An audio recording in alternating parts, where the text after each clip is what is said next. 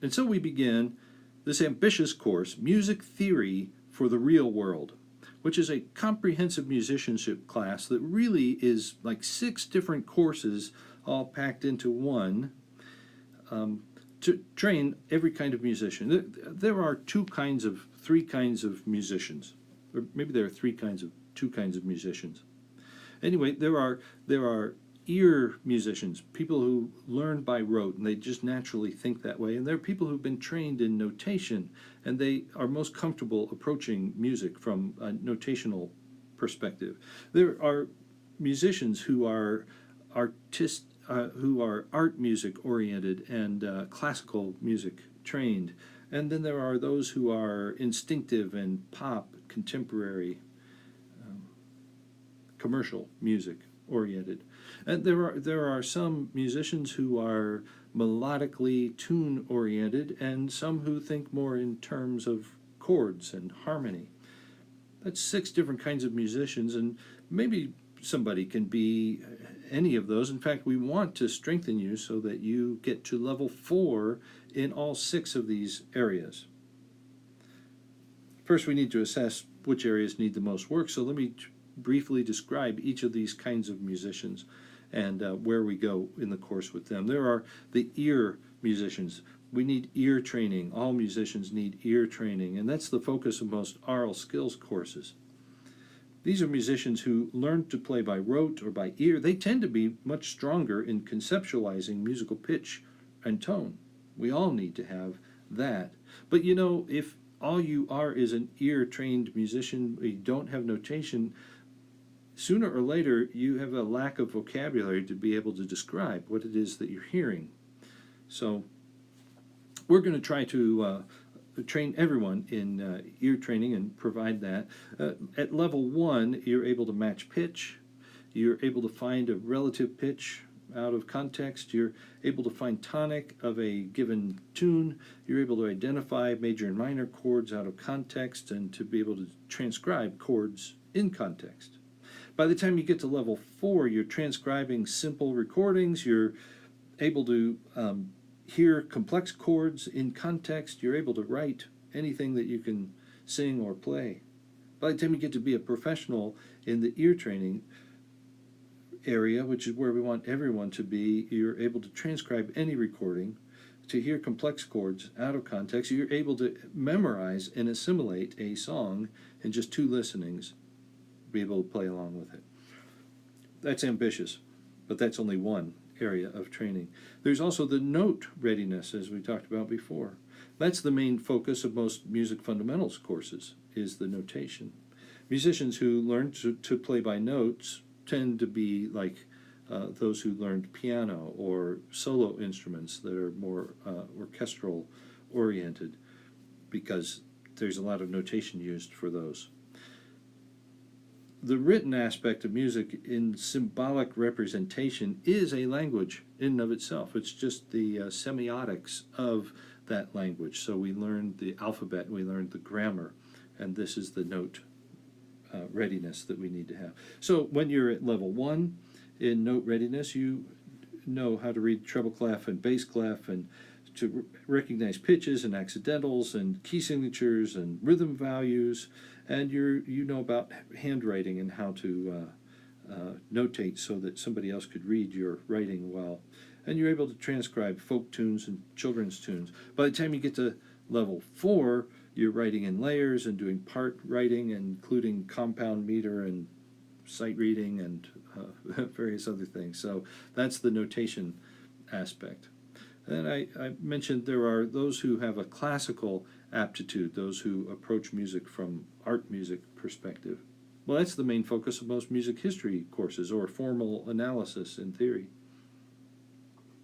Musicians who played in symphonies or sang in choir or played in concert band are these kinds of musicians, and they have an awareness of the sounds and the layers of sound and how everybody fits in, and perhaps they have some idea of the historical development of Western classical art music. But you know, all students need to be at least somewhat aware and comfortable with the general sweep of repertoire of the Western musical heritage, because that history is being played out around the world today. both just for general knowledge and for performance technique. Classical musicians can learn music history forward, so start from ancient music and unfold the development of the new trends so that we have a context for them. So at level 1, a classical aptitude musician recognizes sonatina form and Gregorian chant and organum and vocal recitatives. By the time we get to level 4, we're all the way past sonata and symphony and into post-tonal minimalism and quartal and postmodern music. So we're going to have that sweep of music history and sort of classical music in this course. But then there are other musicians who are familiar with pop stylings and do contemporary recording projects. That tends to be where those musicians get their training, is in a studio. All contemporary musicians tend to be very instinctively astute at commercial styles and riffs. And informally trained musicians tend to be strongest in this area. Most leading contemporary worship musicians tend to be pop styling oriented. But all students need to spend some effort focused on mastering contemporary pop stylings. Pop musicians learn music history backwards, I think, best. So that's a part of what we'll do in this course, is we'll start from today's trends and unfold the context out of which they came till it marches backwards and eventually meets music history coming forward.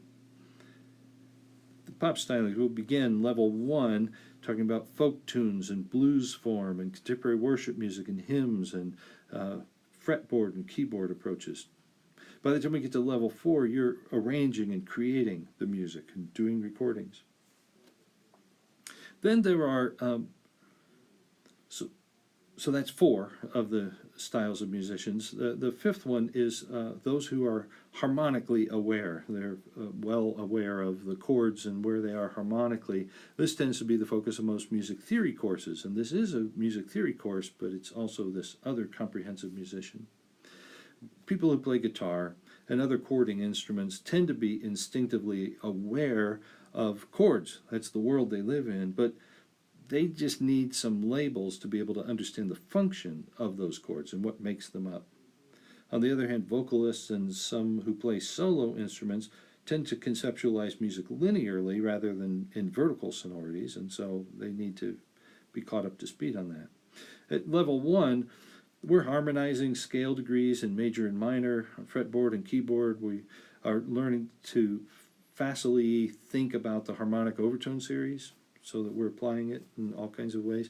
By the time you get to level 4, you're doing extended chords and substitute chords and chromatically altered chords, and you recognize diminished 7th and augmented 6th chords. You're improvising in jazz and able to assimilate most any style that you hear. That's what we want to be able to do with harmonic awareness.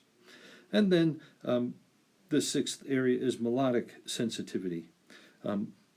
When people take applied private lessons, that sometimes is in a melodic instrument or in a voice, and they tend to think more about the nuances of dynamics and articulation than simply about the notes themselves.